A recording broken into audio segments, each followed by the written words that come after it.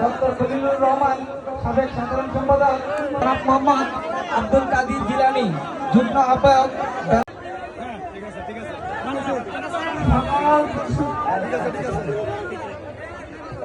সকাল খেলোয়াড়দেরকে